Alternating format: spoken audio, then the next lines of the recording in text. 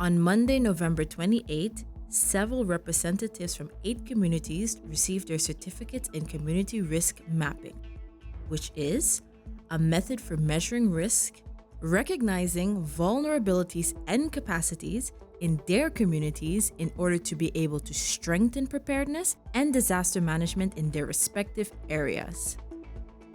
Before being handed their certificates, there were several speakers who shared some words with the participants, including Deputy Prime Minister Egbert Doran. One of the key words, because I'm here in the capacity as Deputy Prime Minister, but I also have my original post, which is Minister of Infrastructure. And one of the key points that Ms. Groenewald George just mentioned is mitigation. I think that is very important, and I believe that failing to prepare is preparing to fail. This is something that, to be honest, I would use all my power and all my influence that I have to push it, because I believe that it's something that more people should be involved in and understand the importance of it. We live on an island on the Dutch side, if you want to say, is 16 square miles, which is very small. We're very community-minded, and I believe that we should start training this to our kids in school. These last couple of years, we see what Mother Nature can do. Irma was no joke. I experienced it in a fully concrete home with all the noise in the house was shaking as if I was outside. So I cannot imagine the trauma that some people went through. And being privileged and being honored to be in this position, I remain committed to making sure that we as government do what we can do. It is indeed not 1, 2, 3. One of the main issues we have is proper drainage, proper water runoff. But I must say that we must be grateful for those ponds that we have. As you can see, up to today, the ponds are still running in order to get back to the level that it's supposed to be after all the rain that we've been experiencing. So it is a risk. We are seeing it. I have a fully committed ministry that on a daily basis, especially since the last rain that we had, are advising on ways forward. And I want to let the public know that we are busy, we are doing our utmost, and we'd also like advice from the public as well on different ways of improvement, because I always say, as a public servant, the only way you can fix people's problem if people tell you what their problem is. And that is a philosophy that I have, and I want to say thank you for all the input that you've put in your time thus far, and I will continue to push and not just be an advocate, but be an agent for this initiative. I would like to congratulate Ms. George Groenewald and also SG Joy Arnell and the entire ministry and everyone that had anything to do with it, and also the persons that gave all the courses and trainings, and encourage you to continue to push forward and let us prepare our island on a whole and prepare the next generation. Tonight is a important night because we have reached so far to provide you, the participants that participated in a community risk mapping, with your certificates. We cannot thank you enough for what you have done, the time, your volunteerism, your commitment to this training. I am ecstatic for what we've been able to achieve thus far. On behalf of the Minister of VSR, who's responsible ultimately for the ESF7 response, we are really trying to ensure that within our communities, we have built capable persons to be able to help address the preparedness, but also the response as it pertains to disaster management. And your participation, your commitment that you have given, your drive you've given to this particular project ensures us and makes us a little bit more comfortable that we can count on you and that our communities can be better managed as it pertains to disasters. Anything that happens, anything that may happen in the future, we know that we could rely on you to assist and to help and to really assist your communities in terms of their vulnerabilities, but also the capacities. And for that, we thank you. From what I understand, 30 persons was the first set of persons who were trained. From that, 24 persons were able to complete it. And I'm really, really thankful. I think you deserve a round of applause for having done that. It was a commitment of your time over a certain amount of evenings, but also your weekends when you went out into the community and participated in going around the community in specific communities and doing those assessments. And we thank you. We encourage other persons to participate as well as we continue. We have another training coming up, and that persons could participate, but also when persons come to your community, that we can really encourage you to be actively involved in this process. This is our way to ensure that more and more persons can be actively helped and assisted during a disaster. And the better we could manage the disaster, the better response we could give to the disaster. I think the quicker we could come back from it. And that's the resiliency of St. Martin people. So we thank you. And again, on behalf of the minister, thank you so much and congratulations with your certification program this evening.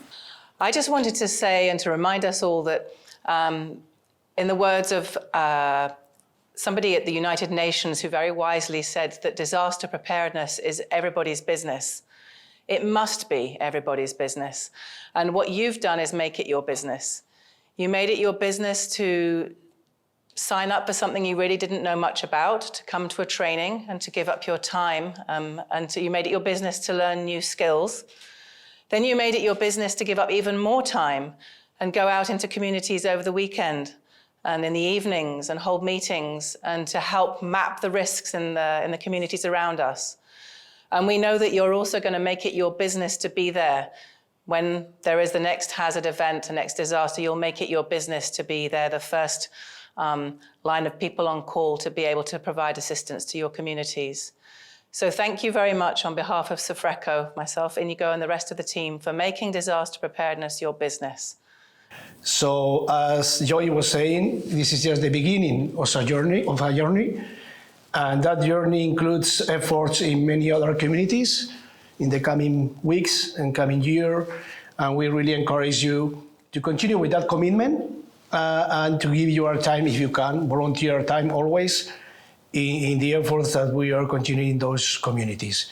So thank you for being here. It's been very great to work with you, but we'll continue watching each other, and seeing our faces for a while. So I'm very proud also to be here and to share with you this community and volunteer work. It's my former, life, when I was younger, I started to be a volunteer for different organizations in Spain since I was 16.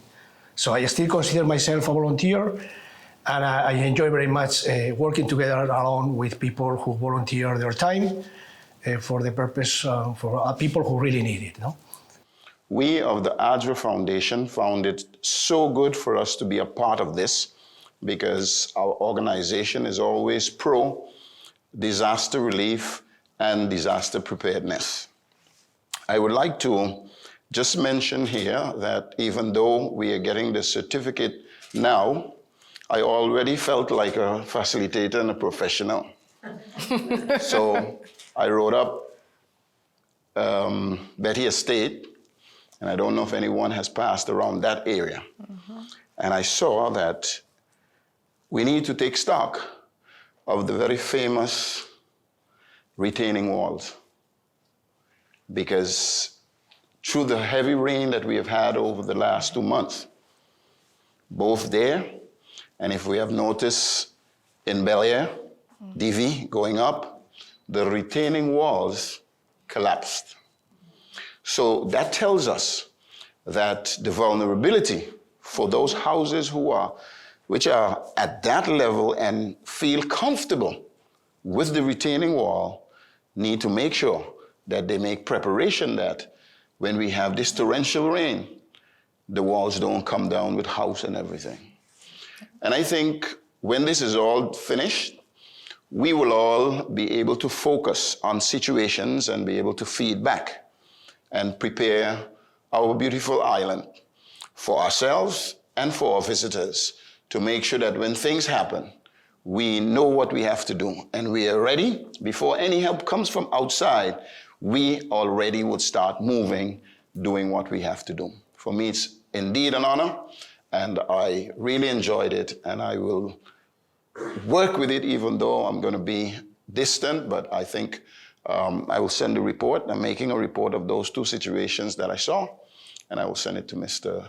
Ignacio. Disaster management, disaster relief, it all boils down to basically community. And Chantal, you don't even know what you said that resonated with me.